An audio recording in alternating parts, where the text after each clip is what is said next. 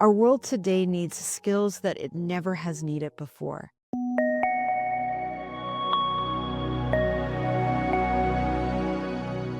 Recently, I was interviewing an intern. As the interview was wrapping up, she said to me, "What advice would you have for someone like me who's going to be graduating soon and is going to be going out into the work world?" And the thing that came to mind immediately was have an entrepreneurial mindset. And for somebody who's never been an entrepreneur, that might be a difficult thing to describe. And the way that I want to do this is to maybe tell you a little bit about my life. And I'm going to try and pull the lessons out along the way so it's clear of what I mean by an entrepreneurial mindset. When I go back to my early years, I grew up in a family that had a lot of challenges. My parents were often not in the greatest of place, and my home wasn't always safe. Because of that, every decision I made as a young person was based on how quickly can I get my own place, where I have the ability to make my own decisions, the ability to be who I want to be. And so at 16, I made a decision to leave high school. I remember at the time thinking to myself, everybody wants me to go to university. I looked at it and went, wait a minute. So I got another couple of years of high school. And then after that, I've got about 4 years of university. So that means I'm like 6 years before I get a full-time job, which meant that I was 6 years before I was going to get my own place. And that was just far too long to wait. So what I did was I called up all the local colleges and universities, and I found a community college that was offering a secretarial program that you needed to be 16 years old or older to get into. And I thought, great, I just turned 16. It's fantastic. I can get into that program. And sure enough, I was accepted. And so I dropped out of high school at 16 and I went to a community college to take a 2-year secretarial program. In fact, I didn't just become a secretary. I then ended up taking another course at night in legal secretarial studies so that I could actually get even a better paying job because it was all about making money. I was the youngest person to graduate from that program. And in fact, I graduated the top of my class. I got an award for being the best outstanding student. And so here I was, 18 years old. I go out into the working world, not prepared for a second at what was about to come to me. At 18, I start working in an office, and the expectations they had of me were far more than I was actually ready to give them. And it took me a while before I got a job I was able to manage. I was the secretary to a provincial minister. It was a great job. I was getting paid more than anyone I knew. I had, by the way, moved out on my own, which I did I think a month after I graduated from that program at 18. Living with my parents might have been better, but I was living with roommates and I was working and I had this great job as as a secretary, making more money than anyone I knew. And I was bored silly because you see, my goal was to make money, to get out of the house. But as you can imagine, that was a pretty short-term goal.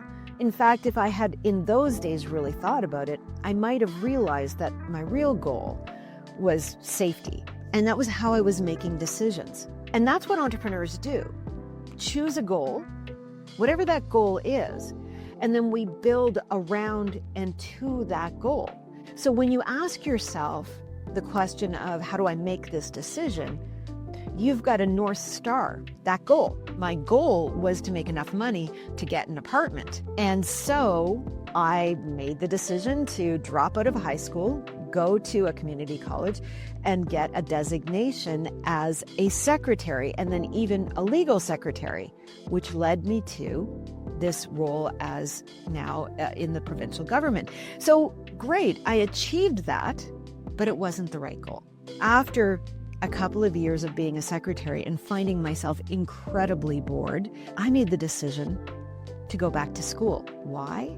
Because I recognized that I wanted to be challenged. I wanted a career that was going to challenge me, that was going to be exciting, that I was going to get to do fun things and and go places. And so again, the researcher in me looked out to the world, and lo and behold, I saw this thing called public relations and went, that's what I want to do. Then I found a university that offered a degree in public relations, and I thought, that's my goal. Remember, I don't have a high school diploma. I'm now deciding I'm going to go to university. Well, I had to get what's called a GED, but then I had to go to university, and I suddenly had to take math that I had never taken. I had to prove myself in this place. But I had this goal. I wanted a career that was going to be fun and exciting and fulfilling and give me all the things that my now 20-year-old self could imagine that I would want in my life. When I look back now, I go, I probably could have thought about a better goal. But at 20, I didn't know how to find a better goal. And some people have that ability. I did not. I was undiagnosed neurodiverse, which meant that my attention span was as long as a second. And because of that, I was very distracted and just didn't know. But these goals gave me the stepping stones to find myself. And so while in retrospect, I can look at that and say, I could have had better goals, the ones I chose gave me a place to go, and they gave me the ability to make decisions. So at 21, because I needed to support myself, because I was now living on my own, I also took a course in bartending, because I thought, you know what? I know how much money I need to earn every month to afford my apartment and afford food, and also, by the way, go out and have some fun. I could go to school during the day,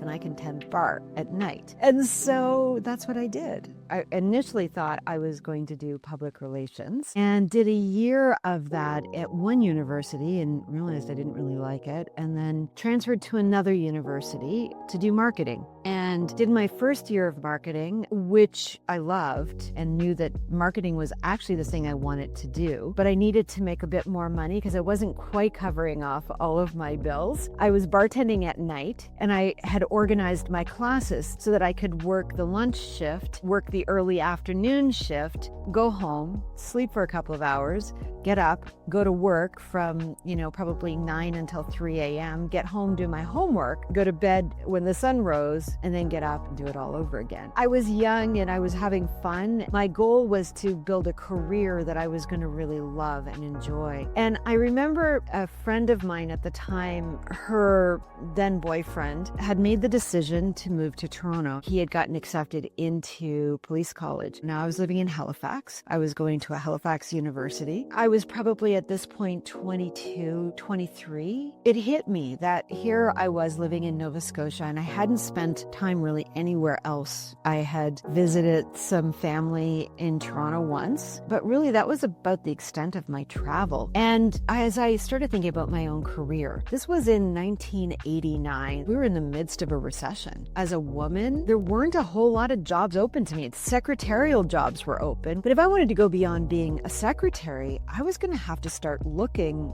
beyond Halifax. It got me thinking about, well, where else would I want to be, and where can I get a good job? Because if I want to create a career, I need to have a job. And this is what we as entrepreneurs do. We look at our overall goal. What is it we're trying to achieve with the business we've created? Why do we do the things we do? And why is a big question. Why is the thing we forget to ask. We know what we do and we know how we do it, but we don't always know why we do it. And in those early days, why was a big question, because I really wanted to live a life that I enjoyed, a life that would give me adventure and fun, but also where I would be able to live comfortably, where I would meet interesting people. I wanted to do something meaningful. I wanted to contribute. So these were all the things that I was making my decisions on, even though in the time I wouldn't have ever said that to you. Sometimes it felt like I made these decisions sort of out of the blue, but as I think about them now, I realize that actually I was asking myself questions. As somebody who maybe is struggling to make a decision, I want you to ask yourself, why do you want the thing you want? Or why are you presented with this decision? Maybe it's about changing jobs, or maybe you don't have any job prospects because the world is quite challenging right now, and we're living in a world of uncertainty. Maybe you're finding yourself asking the question of where from here, and rather than trying to find the role or the job or the career, maybe ask yourself, what is it you want from that career? What are you creating? I wanted a life that was filled with adventure, that had a job where I got to meet interesting people and do creative things and have fun. And so the decisions I was making along the way were getting me closer to that. And I always like to say, every time we are faced with a decision, it really is getting us closer to or farther from our goal. But of course, you need to know what your goal is. And it doesn't have to be the absolute end goal. Because today, I will tell you that what I really wanted all along and didn't have language for was I wanted to contribute to the overall well-being of the people that I love and even people I don't know. I wanted to create an impact on the future. I was always looking at where we were going in our world and imagining what the world could look like and trying to find a way to contribute to that new world that was being created. But I didn't know that. It took me a lot of my life to figure that out. But along the way, I had smaller goals that helped me to find that bigger goal. As I was looking at my friend moving to Toronto and then looking at my own life and saying, wait a minute, there aren't any jobs in marketing in Halifax. I started looking around and for the very first time asked myself, where do I want to live?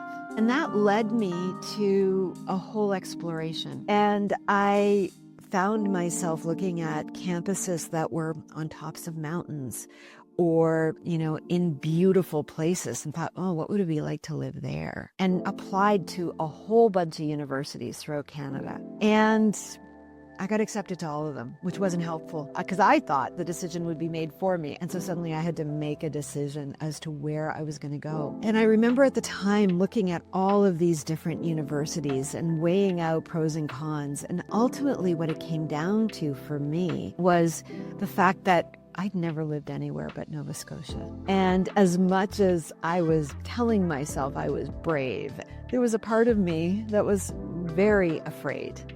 And that didn't want to be so far away from home that if I needed to go back to my mom and my dad, I could. And so I chose Toronto. I was accepted at the University of Toronto, which was a great university. And I was able to move to Toronto. I had one friend who had just moved there, and it was only a 2-hour plane ride to Nova Scotia. And so I chose Toronto. The thing about making these kinds of life choices in a time when nothing is certain in our lives, again, I was 23.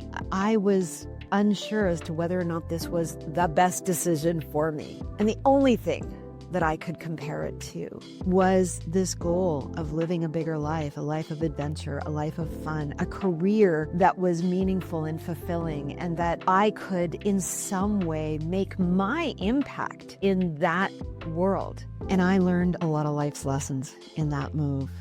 At 23, packing up all my worldly possessions and driving across the country, selling my car on the way, literally. I sold my car in Ottawa and landing in Toronto and having to take care of myself. This was resilience. That's what I was learning. And I didn't know it, but it was so important because one of the things that I see today so often for so many people, I'm certainly guilty of this. I wanted to give my child a better life than I had. What many of us as parents are doing is we're robbing our children of the ability to build resilience. And that was what I was doing for myself in those early days. I was really uncomfortable. I mean, when I say uncomfortable, I was terrified. I'd never lived in a city as large as Toronto. I was living in Halifax when I left, but I spent most of my life living in Dartmouth, which is a tiny little suburb of Halifax, and, had never been around as many people as suddenly I was in Toronto. I mean, to put it into perspective, all of Nova Scotia today has just over 1 million million people. Halifax maybe had a couple 100,000 people. And so here I was moving to Toronto, which at the time was, I think, 2 or 3 million people. It was shocking to me to be in a city so large and to be in a city so multicultural. And I remember being so enchanted. I landed here, I believe it was the beginning of August of 1989. And literally everything I owned was in a bag that I brought with me. I found an apartment that I sublet because much like today in Toronto, the prices of apartments was really high and the vacancy rate was really low. And so I was able to find a sublet and then ended up being hired by the recruiting agency that I went to find a part-time job as an admin assistant or a secretary. And they hired me on the spot because I was actually pretty good at it. And I'm supposed to be going to university and I don't even know how to get around the city. That discomfort, it gave me so many lessons. But one of the things that it did was it made me really reconsider the decision to go to university that first year. And I thought, I am not ready to step into a university right now. Even though I want this career, again, I go back to the goal. And I was hired by a recruiter and I'm like, well, maybe this is my way to getting this exciting career. And so I found myself working. And I was working for a female entrepreneur who had started a recruitment agency and she was recruiting secretaries. Well, I had some experience in that. I had been a secretary and I was initially hired as their office manager. And eventually I moved into recruiting and learned sales for the very first time. Working for this female entrepreneur, I was really idolizing her. I mean, this was somebody who had taken the leap into entrepreneurship. I wouldn't even use that word. I mean, she was a business owner, I guess is probably how I would have referred to her. But here she had an office and it was beautiful and she had this freedom that I had never seen anyone have. And she was hard on us. I mean, when I went into sales, she would have us on the phones, doing cold calling, trying to get a job order. And she would watch us and she would walk up and down. We were all in little desks and she would walk up and down an aisle. She even had a bullwhip and she would crack the whip if she thought we weren't working hard enough, quite literally. And I saw a woman who was living the life she wanted to live. And it was powerful for me. And it was a powerful vision that I think on some level I adopted in that I didn't want to be her because I didn't like the way that she was managing us. But I saw her joy and I saw her freedom. And I thought, okay, well, this career that I'm creating for myself, that I want to have adventure and fun and meet interesting people, it looked like she was doing that. And I thought, well, maybe there's a different way, a better way. Maybe there's a more impactful way. So I came back to my goal and started looking at what are the things that I could do that would lead me to that goal more quickly. My career has taken many twists and turns. And every time I started something new or did something different, it was usually because somewhere along the way, I had found myself in a place of absolute discomfort. And from that place of discomfort, I started re-examining what I wanted, sometimes adding to this idea of what success was. That early lesson about making enough money to get out of my parents' house, it helped me to understand that money could never be the goal. Even though we all need money, of course, is part of our society, I realized that if that was my goal, I was going to go down roads that were probably not going to be good for me. For me, as I looked at my career, it was never, I need to make as much money as possible. It was always some version of how do I contribute and make impact and make money and live the life of adventure that I want to live.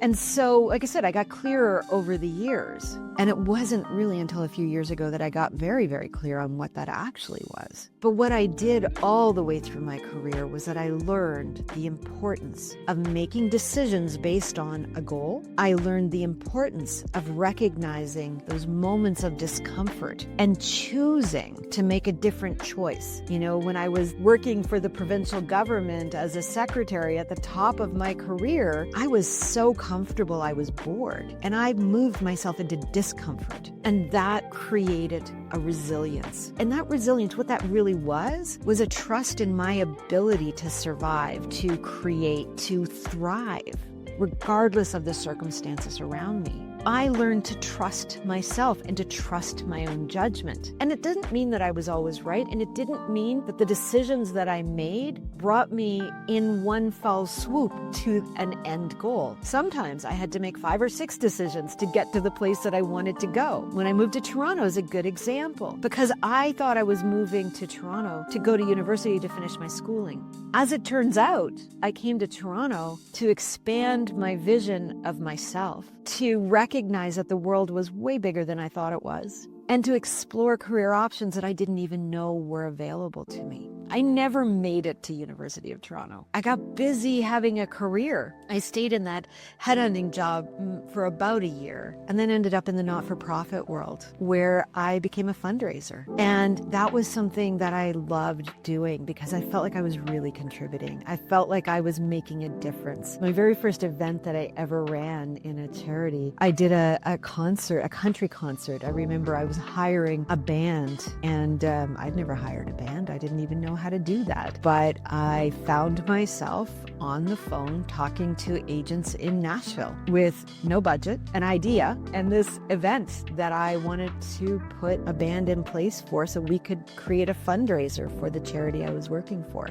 And I found one, and we had that event, and it was successful and fun, and I met people I never thought I would ever meet, and I learned so much about running events and hiring bands and doing fun things. It was an adventure. And so it was contributing to that very early dream of what my career was going to look like. I never thought I was going to be a fundraiser, but there I was. And I kept doing that for a number of years. And then, I ended up in advertising. Again, I never knew that advertising was something that would ever be available to me. I remember as a child watching this show Bewitched and being amazed at this thing that you got to go to work and write stories and pitch people. And I thought, oh my God, that would be the best job in the world. And it was. I loved working in advertising. I had so much fun, and I worked in advertising for a lot of years, and I was extremely successful. I was an award-winning executive within the ad industry, and I worked on, big brands, and we filmed commercials, and I met famous people, and I went to incredible events with, dressing up and doing all of those things, and I loved it. Until I didn't. When I fell out of love with advertising was when I realized that the adventure, the doing fun things, the, making a difference in the industry wasn't enough for me. I needed to make a bigger impact. It wasn't about making money. It wasn't about having adventure. It wasn't about having fun. It was actually about creating a better world. For me, that vision changed a little bit at that point. And it was important that it changed because I needed to do something different. I needed, at that point, to contribute in a bigger way. At that point, I was a mom. I'd had my daughter. She was probably under 10 when I started not being very happy in advertising. And I know that she had a really big part in me making some of the decisions that I made. Because I think any parent will know this. Suddenly you have this little life that is looking to you, and they look at you with these eyes where they see you as being the most important person in the world, and you realize you've got to live up to what they think you are, and that you've got to be a role model for them. And so the work I was doing, it just didn't feel like the role model I wanted to give my daughter. Advertising can be a really challenging place to be, and especially for women who are aging. And I was seeing that happen around me, and I wasn't quite at that age yet where things were hard for me, but I could see it coming. I knew that I would eventually be there. And I also knew that it was inequitable to women, and bottom line, and I was working harder and doing more and probably getting paid less. And that wasn't the role that I wanted to give my daughter. All of this, this has probably been a very long video, and it's a bit of my life story of how I got to where I am, but actually more importantly, how my life has contributed to this goal of actually creating a difference in the world, of really making impact. And what I want you to take away, if there's anything, no matter where you are in your world, if you're finding yourself asking the question, what am I supposed to do?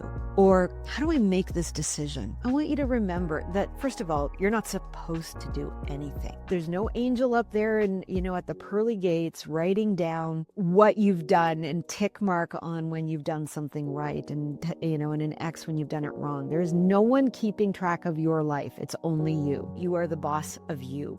But the second thing, which is making decisions. Well, decisions are only able to be made when you know, or at least have some sense of what the next step for you is. And it has to be based in your life, in what you want, whatever that is. There is no right or wrong here because it is your life. You get to live it the way you want to live it. And what I would encourage you to do is to take the hard steps. Jump out of the airplane. Don't worry about the net. Trust that it'll be there, because trust yourself. And so when that intern who I was interviewing asked me what advice would I give her, when I said have an entrepreneurial mindset, that was exactly what I meant, which is embrace discomfort. It helps you to grow. It builds resilience, and it allows you to see yourself as somebody capable of doing things and making a difference. Have a goal, whatever that goal is. In the moment, the goal you have is better than no goal.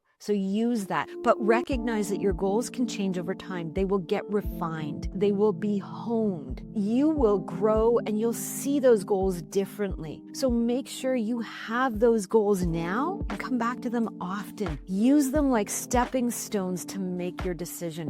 Where am I today? What is my goal today? And when I've achieved that goal, did it give me what I want? And if it didn't, let's revise it. So now I've got something new to work towards. And you'll find that your life is building upon itself.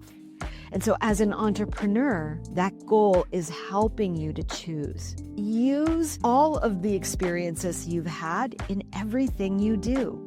When I look today at the skill set that I have a Swiss Army knife of talents.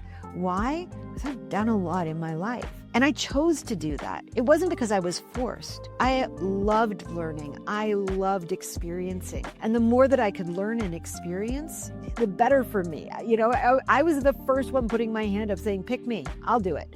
Why? Because I got to learn a skill and a talent. And so today, as an entrepreneur, I have got that Swiss Army knife at my disposal. When I need those scissors, they're there for me. When I need the corkscrew, it's there for me. And that's what you can do for yourself. Don't be afraid to add skills to your toolkit. And if that means going back to school and learning something brand new, then you do that. Or if, like me, it's all experiential. That was how I learned. I never got a degree in university. I didn't graduate high school. I got a GED. I went to university, never graduated. I did finish my secretarial diploma, so I did get that. And I did actually do a certificate in advertising. So I do have some formal education, but I did those as Con Ed. For me, it was all about the experience of it. I learned through doing. And if you're the same, I encourage you, take on things you don't think you can do. Learn them. If you're a person who needs to have training, then go and do that.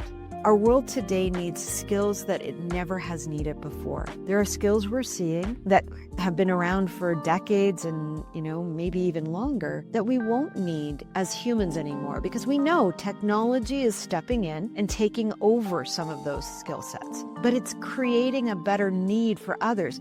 And especially if your skill set is in a human-to-human form. I was talking to my daughter and her partner. They were talking about what was important for them in terms of their next career step. And as we had that conversation, one of the things that we hit upon was this need in our world for skilled tradespeople, people who are doing work that is essential in terms of the way in which we all live together, and that can't be done by a computer. I was encouraging them to look into what might be interesting in that world as an option. Not to say that they had to do that, but, again, be open. With an entrepreneurial mindset, being a tradesperson, you could be self-employed. That could become quite an incredible business. And what would that look like? So have that entrepreneurial mindset. Take risks. Be resilient. have goals. In this part of my life, the things I'm learning are more artistic.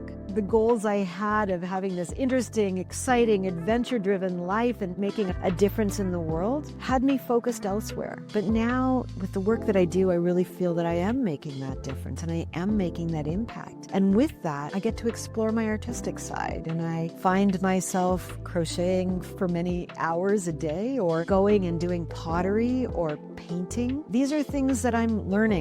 Pottery is hard. That's one thing I have learned, but I love it and I get to explore it. And who knows where that will take me. I would love to hear where you're taking things, what you're doing, how you're building your own resilience, and how you are creating an entrepreneurial mindset.